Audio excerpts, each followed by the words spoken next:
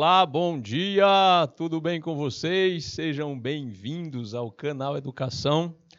Professor Adeildo Alves mais uma vez aqui com vocês para a nossa aula de História da Arte, aula de artes, chamem como quiser, a gente adora sempre, né?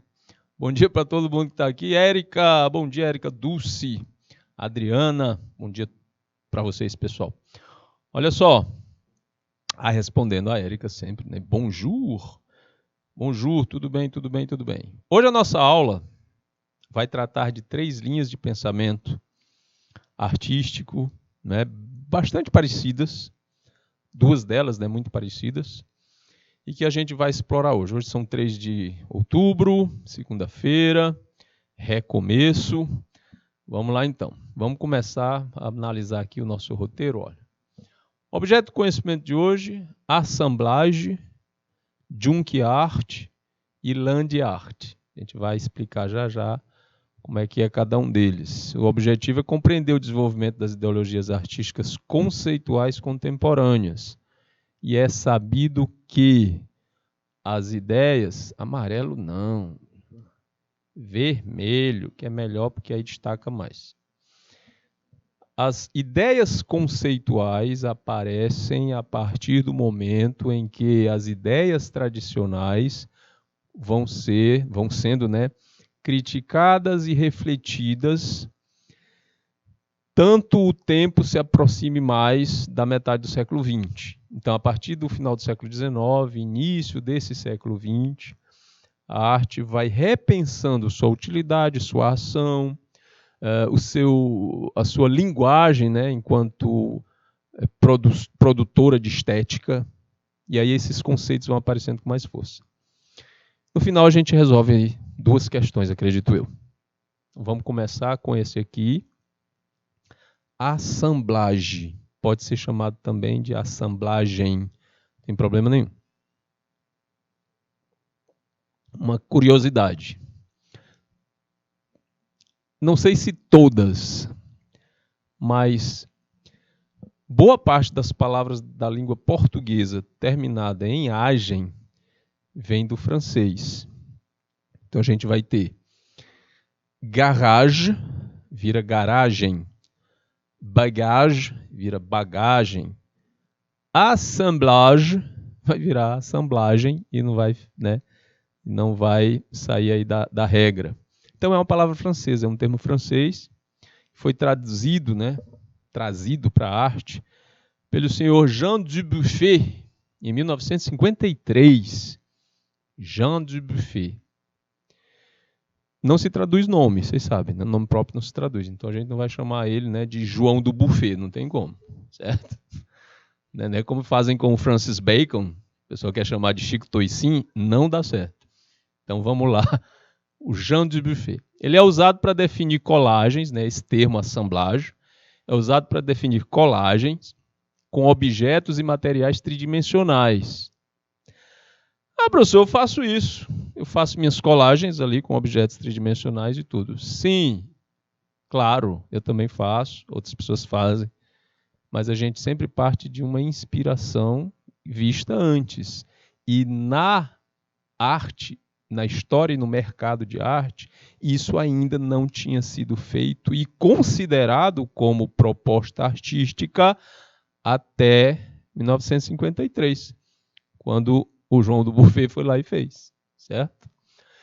Então, ele é baseado no princípio que todo e qualquer material pode ser incorporado a uma obra de arte. Todo e qualquer material.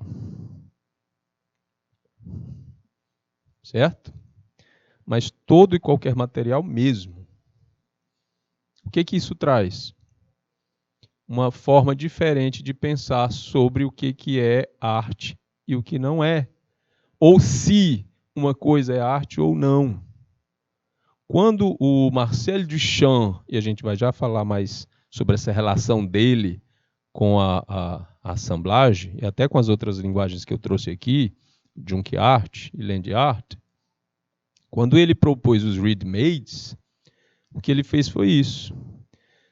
Botou a gente para pensar, será que a arte só pode ser feita de ouro, cobre, prata, pedra preciosa, tinta a óleo, tela de seda com moldura de ébano, de carvalho? Será que só os materiais chamados nobres podem constituir uma peça de arte? Se arte é linguagem estética? Quem foi que disse que um objeto artístico tinha que ser feito com materiais nobres, como ouro, prata, bronze e pedras preciosas? Quem foi que disse? Eu sei quem foi que disse. Foi a Igreja Católica na época da arte bizantina, no começo da Idade Média. Exatamente. Naquele tempo, se pensava, e era muito fortemente difundido, a ideia de que, para representar Deus na Terra, os objetos sagrados só poderiam ser manufaturados, né, feitos, construídos com materiais nobres. É por isso que as igrejas bizantinas, essa ideia foi retomada no Barroco. As igrejas barrocas têm tanto ouro, prata e pedras preciosas nas suas peças, na maioria das suas peças. Não adianta você ir para uma igreja barroca, do finalzinho do barroco brasileiro, em Oeiras, por exemplo, que você não vai encontrar um Cristo crucificado encravado de rubis. Você vai encontrar isso numa igreja barroca do começo do barroco brasileiro em Salvador, certo? Então essa ideia de material nobre e obra artística vem do bizantino. Só que, gente, o período da Idade Média, que durou quase 1000 anos, acaba em 1453, antes do Renascimento, antes do Barroco. Aí vem todas as linguagens artísticas que vão modificar esse pensamento conceitual lá nas escolas chamadas de vanguardistas, certo? Aí os artistas começam a produzir com o que tem em mão também. Por isso aqui tudo para explicar isso que foi destacado aqui. Todo e qualquer material pode ser incorporado a uma obra de arte. Ok? Aí eles vão criar um conjunto sem que esse perca o seu sentido original. É uma junção de elementos em um conjunto maior, onde sempre é possível identificar que cada peça é compatível e considerado obra. Ao se utilizar de diversos materiais como papéis, tecidos, madeiras, colados a uma tela, o artista consegue ultrapassar as limitações da superfície, rompendo assim o limite da pintura, criando uma junção da pintura com a escultura. Ok? Quais são esses limites da superfície? Quando você está desenhando e pintando. Bom dia, Jackson Júnior. Quando você está desenhando e pintando, qual é o limite da superfície? É a do papel. Você tem uma folha A4, o limite é o tamanho daquela folha A4. E muitas vezes o limite também pode ser o material que você está usando.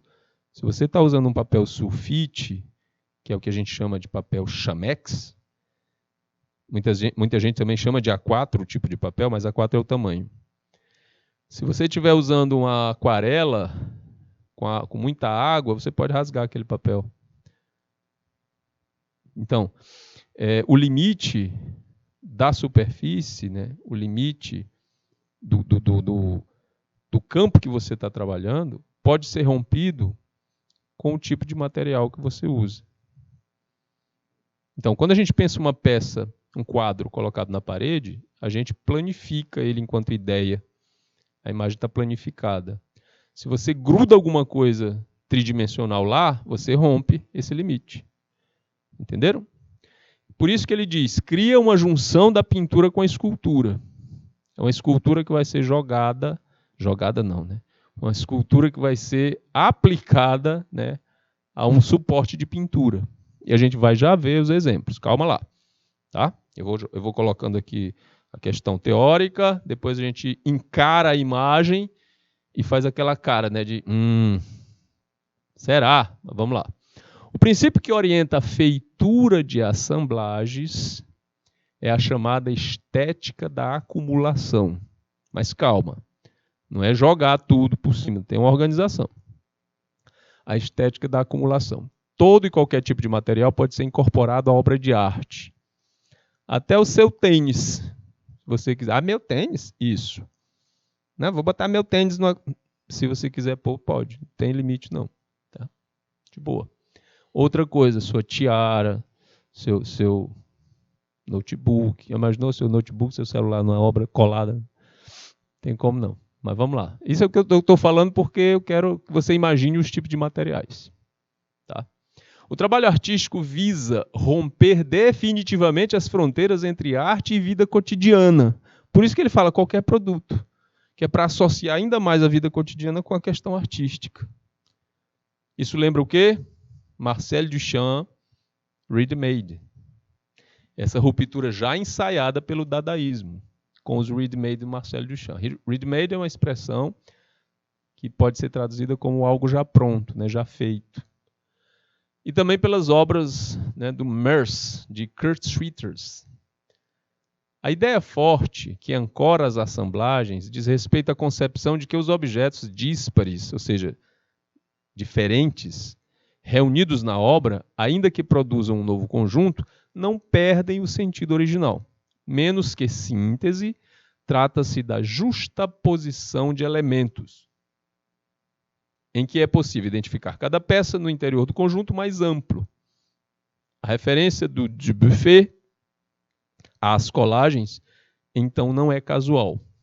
Nas artes visuais, a prática de articulação de materiais diversos numa só obra leva a esse procedimento técnico específico, que se incorpora também na arte do século XX com o cubismo de Pablo Picasso e de Georges Braque. Aí a gente vai adiante. Eu vou lendo, vou explicando e a gente vai entender melhor lá na frente com a imagem. Bom, ao abrigar no espaço do quadro elementos retirados da realidade, pedaços de jornal, papéis de todo tipo, tecido, madeira, objetos, etc., e nesse etc. bem, pode morar o teu tênis também, a colagem liberta o artista de certas limitações da superfície. A pintura passa a ser concebida como construção sobre um suporte, o que pode dificultar o estabelecimento de fronteiras rígidas entre pintura e escultura. Então, eles buscavam ali uma linguagem que atendesse as duas coisas ao mesmo tempo. Em 1961, a exposição The Art of Assemblage, ou a Arte da Assemblagem, realizada no Museum of Modern Art de Nova York, o MoMA, Museu de Arte Moderna de Nova York, reúne não apenas obras de Dubuffet, mas também as Combined Paintings, ou pinturas combinadas, de Robert Rauschenberg. E também a Junk Sculpture, a gente vai falar dela quando for falar de Junk Art, a escultura de lixo, entre aspas. E isso leva a pensar que a assemblagem como procedimento passa a ser utilizada nas décadas de 50 e 60 na Europa e nos Estados Unidos por artistas muito diferentes entre si. É melhor compreender pela imagem. Aqui um exemplo de assemblagem.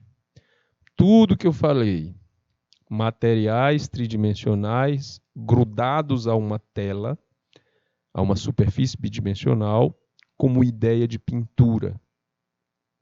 A ideia básica era transpor o limite entre pintura e escultura. Aí você olha e diz assim, nossa, mas parece uma coisa tão bem resolvida, tão fácil de fazer. Por que que esses artistas, de repente, são reconhecidos assim como uma genialidade só porque eles fizeram isso? Gente, vamos aqui filtrar um pouquinho as coisas, olha só. Há um mito de que, dentro da história da arte, quando a gente está lidando com essas questões de expressividade, todas as pessoas são geniais. Não é exatamente isso, tá?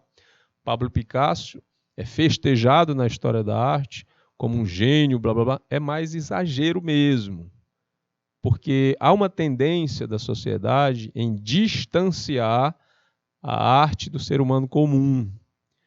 E o que o Picasso fez, junto com o Marcel Duchamp e outros artistas que trabalharam uma coisa mais conceitual, mais próxima do dia a dia, foi fazer exatamente o contrário, mostrar que a arte faz mais parte do nosso dia a dia, do cidadão comum, das coisas comuns, do que do distante mundo da burguesia, das elites, né, intelectuais ou não, das tradicionais casas de produção artística, blá, blá, blá, blá, blá, blá.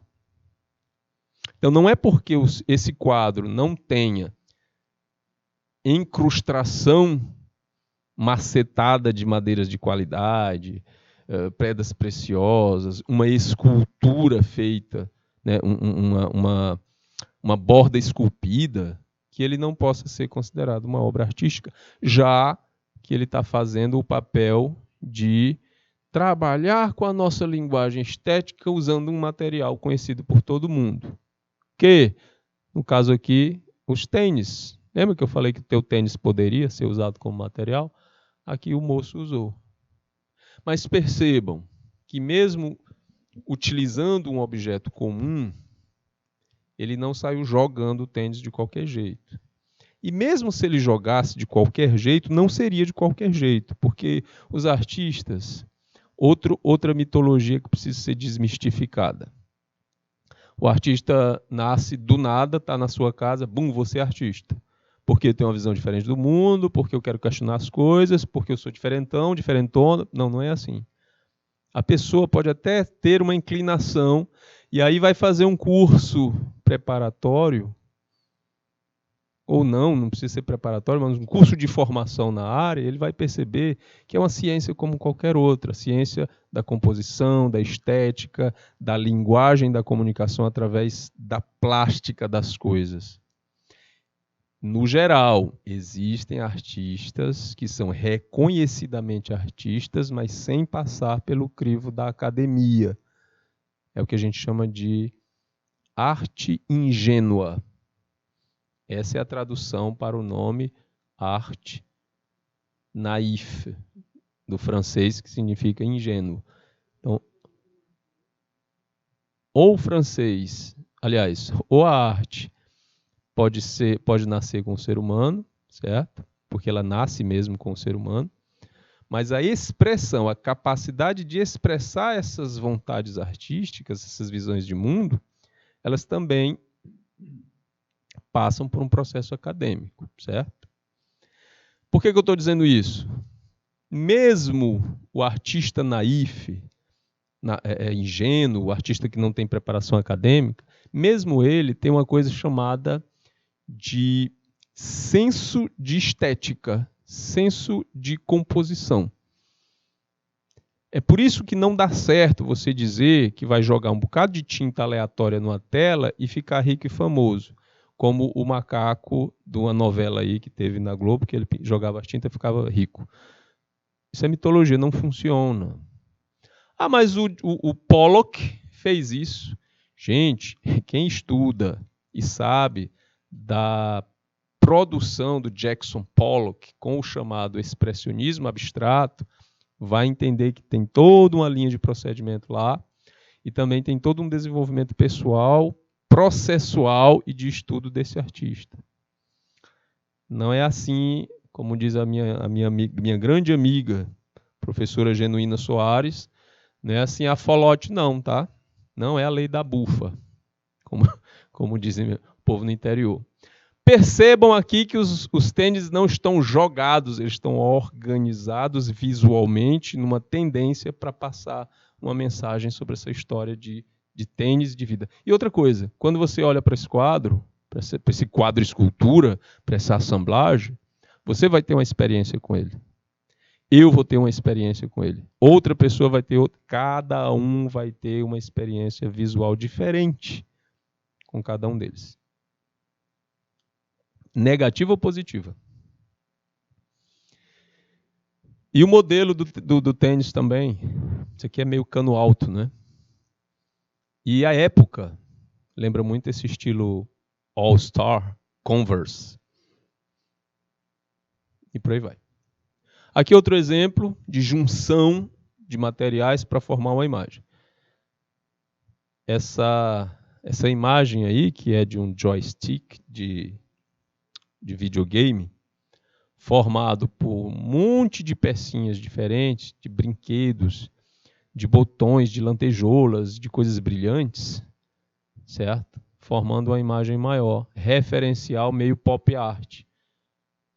É chamado de assemblagem por causa dos instrumentos que estão aqui formando a imagem. Tem brinquedo. A imagem não está muito nítida, mas está aí. Tem um brinquedo, um bonequinho do Toy Story, do Sheriff Wood, em que tem o gato do Shrek. Aqui do lado de fora vão ter botões, lantejoulas e coisas brilhantes, formando essa imagem, que é uma imagem referencial contemporânea, joystick de videogame. Percebam, não é material reciclado. Tipo, vou fazer flores aproveitando o fundo de garrafa PET, juntar tudo e fazer um mosaico. Não é bem isso. Esses materiais eles não são de reciclagem, não são de lixo reciclado. São peças que foram escolhidas para montar essa imagem.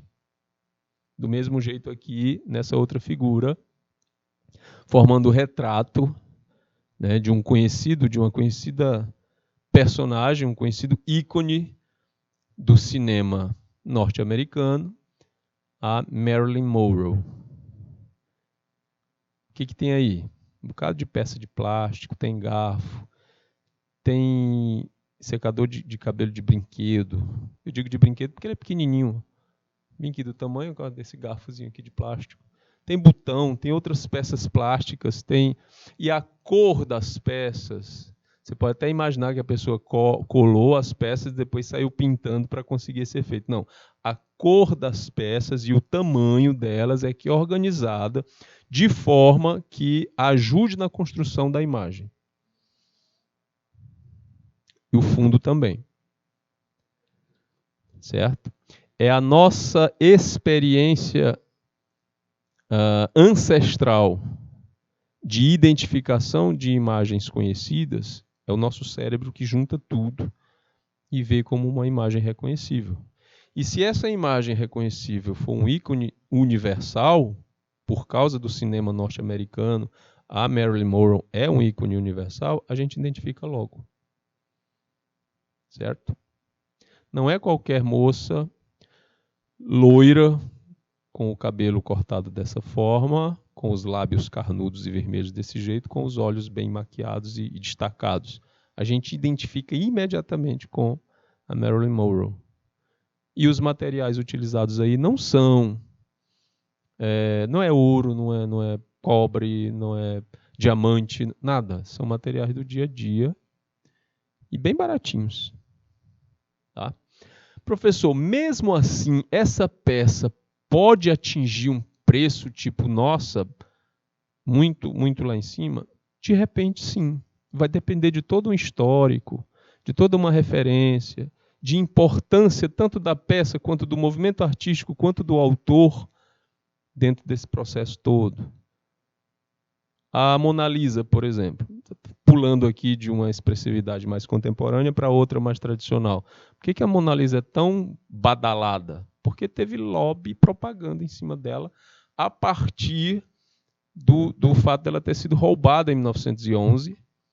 Depois ela foi se restabeleceu, né, a peça. Prenderam o bandido e tal, etc.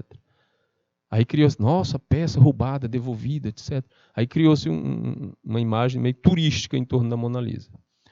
Mas, apesar disso, ela tem também a sorte, olha só, a peça tem a sorte.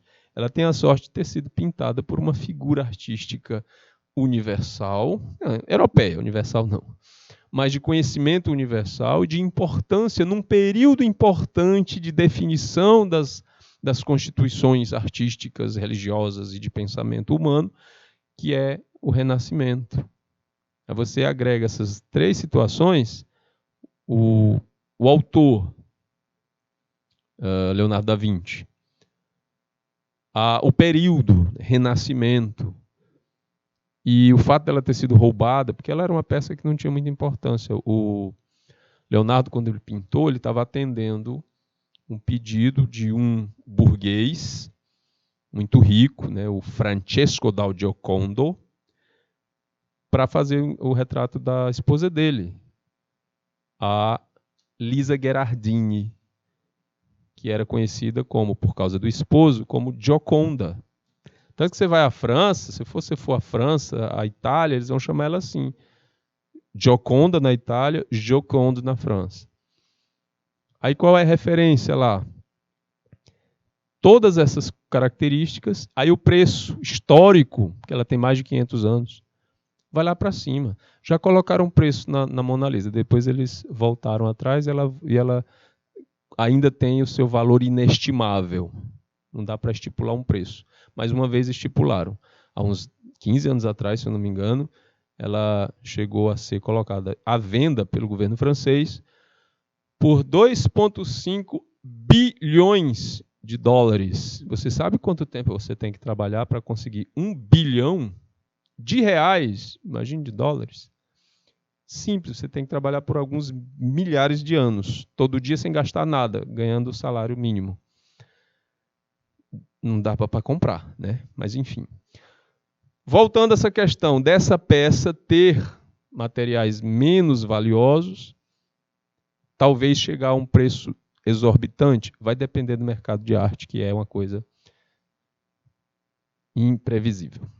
Outro exemplo, Lixo Extraordinário, do Vic Muniz. Essa peça está entre uma coisa e outra, certo? Aliás, ela está entre assemblagem e junk art. Ela está mais com o pé em junk art. E a gente vai analisar e explicar por quê. Aí eu volto já para ela. Junk art, ou junk art, pode pronunciar como você quiser. É um termo em inglês chamado de arte de sucata. Ah, professor, eu faço isso aí lá em casa. Eu pego uns rolos de papel higiênico, né, do papelão, aí junto, faço uns animais, faço uns carrinhos. Carrinho de lata com roda de borracha de Havaiana. É arte de sucata. Então, quer dizer, professor, que eu faço junk art? Exatamente, o que você faz é junk art. Qual a diferença para o assemblage? Vamos aos poucos. Essa arte de sucata é um movimento surgido nos Estados Unidos na década de 60. Gente, a ideia de arte de sucata já existia há muito tempo. Mas, enquanto movimento artístico dentro do mercado de arte, dos parâmetros estéticos lá dos grandes centros de produção artística, aparece nos Estados Unidos em 1960, na década de 60. Aí ele vai defender que qualquer objeto ou material pode servir para obra de arte, como acontece nas colagens. Aí você vai se perguntar, isso já não era assim com a assemblagem? Qual a diferença? Voltemos para o Vic Muniz. A diferença é exatamente essa coisa da sucata, do material achado no lixo e utilizado, reaproveitado para fazer uma peça artística. Enquanto aqui a gente não tem nada que foi feito aí, nada que foi utilizado aí nessa peça, não foi trazido do lixo, essas peças foram adquiridas e reunidas e montadas numa imagem. Enquanto aqui a gente também não tem nenhuma peça que foi propositalmente reaproveitada, né, como sucata para fazer a imagem, e aqui também a gente não tem essa proposta, o assemblage vai se manter assemblage exatamente por essa característica. Não são peças de reaproveitamento, de reciclagem ou de lixo. Já aqui, a gente vai ter essa característica. Então, exatamente, Dulce, bem realistas. A diferença entre a assemblagem e junk art vai ser na abrangência, vamos dizer assim, do tipo de material. Enquanto que na assemblagem, todo e qualquer material pode ser usado como material, né, para fazer a obra de arte, no junk art eles vão alargar esse processo e esse material pode vir de qualquer lugar, inclusive do lixo. Passando aqui para o texto, eu volto já de novo para essa obra do Vic. Bom, as junk sculptures recorrem a materiais abandonados, sucatas, ferro velho, cano, aspirador de pó e resto de automóveis, que são usados como alegorias das megacidades e seus ambientes degradados e poluídos. Aí aqui é onde mora a filosofia da coisa. usados como alegorias das megacidades e seus ambientes degradados e poluídos. Em Paris, eu nunca fui a Paris, mas a gente vê muito vídeo, a gente estuda, a gente lê. E a gente também vê os relatos dos amigos que foram. Qual é a imagem que vendem pra gente de Paris? Ah, cidade de luz, romântica, linda, limpa, organizada. Todo lugar turístico é assim. Se você for bem que em Oeiras, os pontos turísticos são limpos, organizados e belezinhas. Se você for em Piritoró, é de cidade turística, Piritoró, não sei, no Maranhão, né? Se você for lá, vai ter lugares, né, específicos que são organizados bonitinhos, limpinhos. Você vai em Nova York, Nova York, Times Square, né, Quinta Avenida, não sei o quê. Eles são propositalmente resguardados para parecer para o turista uma coisa bacaninha. Ok? Mas a grande verdade é que as megacidades são formadas basicamente disso, dessa proposta de consumo e utilização dos bens de consumo, dos objetos, né, que criam ambientes degradados e poluídos. O rio Tâmisa, que corta a cidade de Londres, ele foi despoluído na década de 60. Até a década de 60, aquilo era um grotão a céu aberto. É por causa do turismo, da questão da cidade e tal, da saúde das pessoas também, fizeram um projeto massivo de despoluição. Aqui em Teresina nós temos dois rios que estão entrando nesse processo, o Rio Puti e o Rio Parnaíba, que quando cortam a cidade, a gente já percebe, né, a morte nesses setores, né, dos dois rios. Enfim, nós temos isso como característica das megacidades. Aí, para traduzir esse processo, para falar deles, vem a tal da junkyard. Aqui do lado, parece até não tão bonitinho, limpinho, um casal abraçado, feito de quê? De dois ganchos. Dois ganchos de corrente. Eles aproveitaram só os ganchos, aí lixaram, pintaram, colocaram uma argola no outro, soldaram nessas esferas, porque no imaginativo da gente parece duas pessoas abraçadas. E a gente tem uma construção social tão forte sobre masculino e feminino que a gente já induz aí quem é o masculino e quem é o feminino nesse abraço. Nunca que você vai parar para pensar, nossa, é uma mulher mais forte, mais alta, que está abraçando um rapaz mais franzino, mais fraco, né, que está se agarrando nela. Não! Nosso imaginário coletivo, social, constrói que o homem é mais forte, sempre, numa relação, e ele é que abraça a mulher e acolhe ali no peito, de cima para baixo. Olha aí a leitura da estética. E é isso mesmo. É assim que a gente vai ver sempre. Bom, essa ideia de aproveitar coisas não é de agora, não é recente. O movimento modernista iniciado no início do século XX, né, já pregava a fuga dos materiais tradicionais e a vontade de mostrar que a arte pode ser feita com qualquer coisa. Aí a gente vai ter o artista dadaísta Marcel Duchamp, que se destaca como sendo um dos pioneiros pela sua coragem, aí sim, naquela época, coragem, e excentricidade. Acho bacana essa palavra quando associada, né, a pessoas corajosas e de vanguarda. Outros diriam maluco, né? Mas não, ele é excêntrico. Ao criar os chamados ready-mades, um artigo produzido em massa, escolhido aleatoriamente, isolado do seu contexto habitual e apresentado como uma obra de arte. Vamos analisar aqui. Essa banqueta, esse banquinho aí, é um artigo produzido em massa nas fábricas, para ser vendido nas lojas para as pessoas comprarem para usar e sentar. Aí ele foi escolhido. E a roda de bicicleta, também produzida em massa nas fábricas de bicicleta, para servir o quê? Como peça num conjunto complexo de um meio de transporte, de tração humana, onde você pedala para conseguir se locomover de um lado para o outro. E a constância da velocidade, aí vai Isaac Newton, né, é que mantém o equilíbrio da peça girando, de você em cima da bicicleta. Você parar, ela cai. Bom, ambos os objetos são produzidos em massa e foram escolhidos aleatoriamente pelo Marcel Duchamp e isolados do seu contexto habitual. A banqueta não serve mais para sentar, porque foi pregado nela uma roda de bicicleta pelo garfo.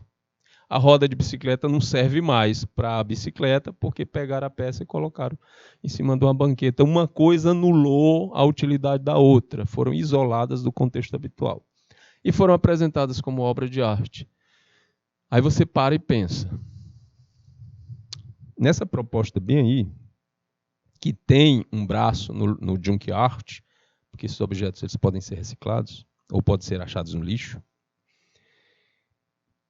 será que isso realmente é obra de arte? Aí a gente vai e relaciona de novo com aquela coisa do material valioso, do material nobre. A gente só se faz essa pergunta porque isso não é nem de ouro nem de prata, nem de pedras preciosas. Porque se fosse uma banqueta de ouro maciço, uma roda de bicicleta cravejada de diamantes, nossa, que peça de arte maravilhosa. Ok? Mas por que é obra de arte então, já que não é valiosa? Gente, uma peça de bicicleta, uma roda de bicicleta para a evolução das máquinas de transporte para o ser humano não são valiosas, historicamente. Uma banqueta simples, rápida de fazer, essa daí é de metal, que atende às nossas necessidades para sentar. Não é o produto do pensamento humano elevado ao ponto de chegar no que chegou aí como peça do mobiliário? Aí a Adriana coloca ali para a gente, né? A arte é meio confusa, mas algumas vezes bonita. Outro ponto interessante que a gente deve partir sempre na compreensão dessas novas ideias, né, que a gente está vendo como essas daí, é de outra mitologia, de que para ser arte tem que ser bonito. Isso é ensinado, né, na escola. A professora de arte, ou os professores de arte lá do Fundamental 1, pede para a criança fazer um desenho, aí ela diz logo assim, faz bem bonito. Aí a criança já cresce com essa proposta de que o bonito é aquele que atende os padrões estéticos estabelecidos pela professora, pelo professor já dentro da sala de aula. A professora pede para o Joãozinho fazer uma estrela, aí ele pega e pinta um sol, a professora briga com ele. Não era para fazer o sol, Joãozinho. O Joãozinho pega e diz para a professora, e o sol é o quê? Não é uma estrela? Esse menino ele precisa ser, é o novo Picasso. É a maneira com que você vê as coisas, a realidade, certo? Então, sim, para o Marcel Duchamp, isso aí é uma obra de arte. Aí a gente volta para o Picasso, Pablo Picasso, famoso na história da arte, esse cubista, sem dúvida nenhuma, também está entre os precursores da junk art, visto que ao mesmo período que Duchamp, ele sai do eixo pictórico para lançar a sua guitarra cubista sintética feita com chapas metálicas e fios. É uma escultura. A peça encontra-se atualmente no Museu de Arte Moderna de Nova York, o MoMA. O que isso tem a ver com Vic Muniz? Vamos voltar lá no Vic.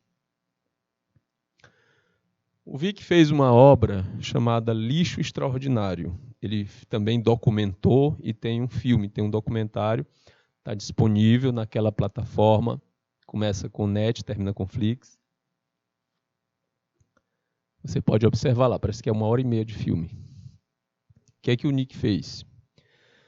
Primeiro ele tentou, que é um artista brasileiro, que mora em Nova York e que se sente socialmente responsável. Aí ele foi de Nova York, partiu para o Brasil para trabalhar num lixão. Não, ele não foi catar lixo, não é isso. Mas para trabalhar, em termos artísticos, com as pessoas de um lixão, acho que do Rio de Janeiro. Ele passou 2 anos lá, entrevistando, conhecendo a história dos catadores de lixo e fotografando eles. Tem um álbum, tem um livro, tem o filme. Então, o que ele fazia? ele fotografava as pessoas em releituras de peças artísticas tradicionais, como a morte de Mará, por exemplo, o nascimento de Vênus. Então, ele fotografava os catadores de lixo, né, numa produção, no estúdio, direitinho, com essa leitura, sempre em fotografias preto e branco. Porque o preto e branco é escolhido porque, na linguagem do preto e branco, você tem uma visão geral e não específica da imagem como um todo. Das pessoas, aí ele fez colorido. Depois ele pegava essas fotografias e projetava no chão de um galpão. Aí essa imagem era coberta com esses materiais. Aqui tem pneu velho, megafone quebrado, capacete de construção, botijão. Essas coisas menores aqui que fazem as linhas e o sobreado, né, são peças quebradas, enferrujadas de polcas, parafusos e outras coisas que vão, mangueira velha fazendo a linha. E aí ele fotografa isso de cima e faz o quadro. As fotografias são expostas nos museus nos Estados Unidos. As pessoas que vão para a galeria ver a exposição e comprar as peças também se interessam pela história dos catadores de lixo e se oferecem para ajudar. Aí o Vic Muniz transforma a vida dessas pessoas através desse link de quem está nos Estados Unidos, quem se tocou pela história, quem achou interessante o processo e quer ajudar quem está aqui. Você vê tudo isso no filme Lixo Extraordinário. É uma proposta de junk art com um braço ativo social do Vic Muniz. É o que a gente chama de arte ativista e que vai ser uma das pautas das nossas aulas, acredito eu, se não nesse mês, no próximo. A arte ativista. Certo? Vic Muniz. Aí falamos disso aqui e tem ainda esse outro processo. O artista ucraniano Vladimir Tatlin viaja para Paris em 1913 e se empolga com as construções tridimensionais de Picasso. Sim, essa que a gente viu aqui da guitarra cubista sintética. Ele olha, vê, diz, nossa, que maravilha. Que coisa interessante, que coisa fora da caixa. A gente está falando de um artista de 1913 que está acostumado, a sociedade toda, no mundo inteiro, ainda bebendo da fonte do barroco e do neoclássico, onde as fotografias são feitas, os retratos das pessoas, relendo e imitando posições, né, poses e composições desses quadros clássicos. Onde uma sociedade ainda está plantada num comportamento patriarcal, de organização social, baseado na ética grega e estética grega também. Ele vê uma coisa dessa fora da caixa, né, fora da curva, se empolga. Aí ele leva isso para a Rússia. Professor, mas ele não era ucraniano. Vocês devem saber, em história, né, que vocês estudaram, que a Ucrânia foi um território da União das Repúblicas Socialistas Soviéticas desde 1917. Mas ele já era território russo antes disso. Antes da Rússia ser uma união democrática não, como é o nome? Uma união de repúblicas socialistas. Antes era o Império Russo, né? do Nicolau. Como é que chama o rei russo? Esqueci. Alguém sabe jogar? Porque o líder da Alemanha era o Kaiser. Isso, aquela cerveja. O Czar, pronto, é bem parecido com o Kaiser. O Czar Nicolau ainda era o imperador da Rússia naquele tempo. Aí ele volta para a Rússia e leva isso lá. A ideia de produzir esculturas abstratas com diversos materiais, formando a base para a criação do chamado movimento construtivista, que é bem próximo do movimento concreto e neoconcreto que a gente viu na aula exatamente sobre isso. Tudo bem.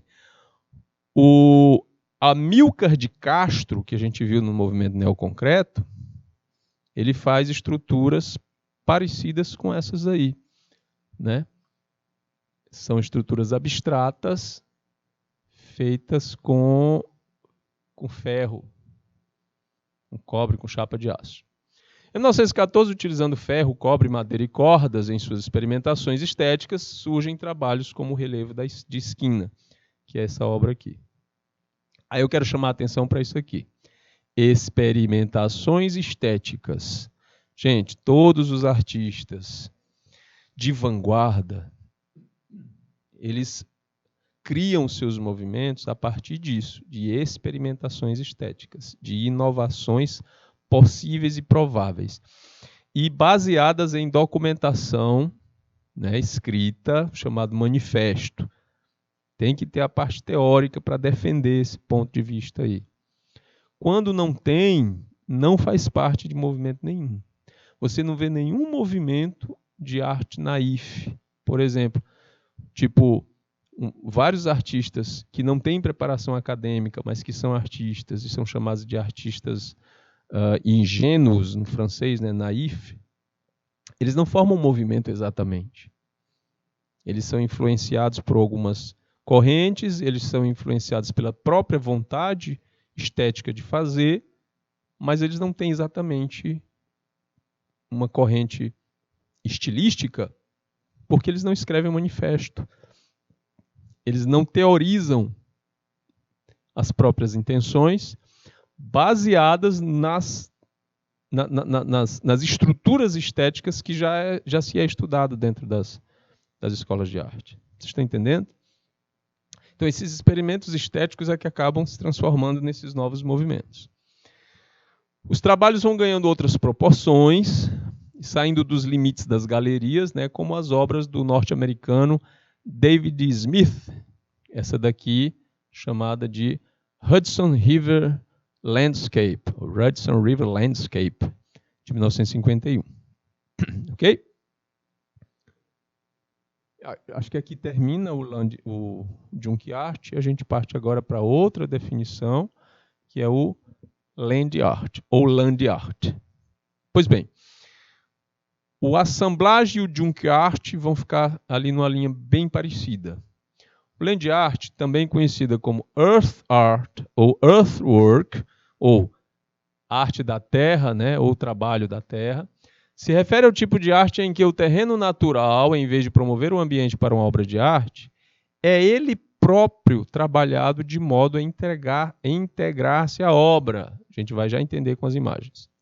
A Land Art surgiu em finais da década de 1960, em parte como consequência de uma insatisfação crescente em face da deliberada monotonia cultural pelas formas simples do minimalismo, em parte como expressão de um desencanto relativo à sofisticada tecnologia da cultura industrial, bem como ao aumento do interesse às questões ligadas à ecologia.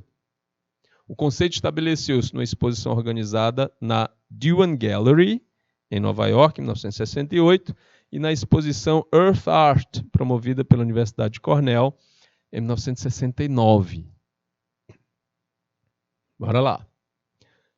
É um tipo de arte que, por suas características, não é possível expor em museus ou galerias, a não ser por meio de fotografia. Então não dá para você pegar uma peça de land art e levar para o MASP, Museu de Arte de São Paulo. Você vai já entender por quê. Devido às muitas dificuldades de colocar-se em prática os esquemas de land art, suas obras muitas vezes não vão além do estágio de projeto. Assim, a afinidade com a arte conceitual é mais do que apenas aparente. Dentre as obras de land art que foram efetivamente realizadas, a mais conhecida talvez seja a Plataforma Espiral de Robert Smithson, né, a Spiral Jet, construída no Grande Lago Salgado, em Utah, nos Estados Unidos. Ou seja, isso aqui. Mas calma, o cara não pegou sozinho uma pá e uma enxada e saiu puxando terra do monte para dentro do lago para formar essa estrada. Claro, ele fez o projeto, ele foi atrás de investimento para o projeto ser realizado, de concessões, tanto da prefeitura do local e tudo.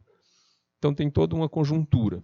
Mas ele conseguiu, ele saiu traçando essa estrada, essa pequena estrada da terra aqui, do continente, né, da beira do lago. e foi construindo essa estrada que vai espiralando. Eu sei que muita gente para e pergunta: para quê? Para nada. Para isso aí, para você achar interessante, para repensar. Aí você fotografa e expõe, mas não dá para levar essa obra para dentro do museu. É uma obra onde a natureza faz parte de todo o processo, é uma escultura natural com elementos da natureza dentro do próprio espaço.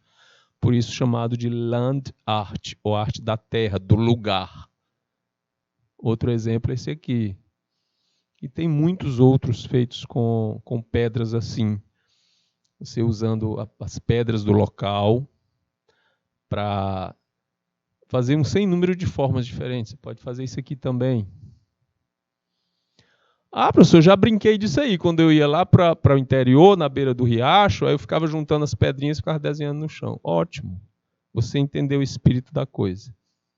Na praia eu ficava fazendo castelinho de areia e riscando desenhos na areia da praia, perto da borda do mar, porque eu achava bonito a onda vir e destruir e depois eu fazer de novo. Ótimo, você entendeu duas coisas, a arte efêmera e a land art. É isso aí, certo? Vamos adiante? Leia o texto, observe a imagem a seguir e assinale a alternativa correta sobre a land art. Isso aqui está fácil, porque o texto a gente acabou de ler, é bem parecido.